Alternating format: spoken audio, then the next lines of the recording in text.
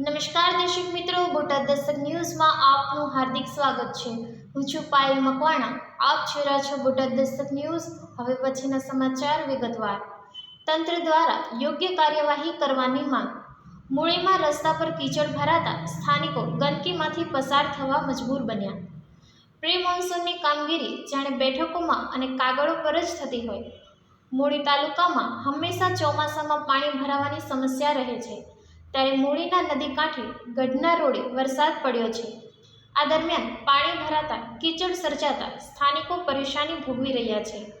મૂળી તાલુકામાં પ્રાથમિક સુવિધાના નામે મીંડું હોય અને પ્રી મોન્સૂનની કામગીરી જાણે બેઠકોમાં અને કાગળો પર જ થતી હોય એમ લાગી રહ્યું છે, કારણ કે મૂળી તાલુકામાં 2 દિવસ પહેલા વરસાદ પડ્યો હતો, જેમાં મૂળી નદી કાંઠે બાપાના મંદિર પાસે લાલજી મહારાજ જગ્યા, તાલુકા પંચાયત પાછળ સહિતના વિસ્તારમાં ઠેર ઠેર વરસાદી પાણી ભરાતા કીચડનું સામ્રાજ્ય જામ્યું હોવાથી સ્થાનિકોને અનેક મુશ્કેલી ભોગવવી પડી રહી છે। તંત્રના દાવા ખોટા પડી રહ્યા હોય તેમ લાગી રહ્યું છે અને બાળકોને શાળાએ અને ભક્તોને મંદિર જવામાં ન છૂટકે ગંદકીમાંથી પસાર થઈ જવું પડે છે। ત્યારે જવાબદાર તંત્ર દ્વારા ઠેર ઠેર ભરાતા વરસાદી પાણી દૂર કરાય તેવી સ્થાનિક રહીશો માંગ કરી રહ્યા છે।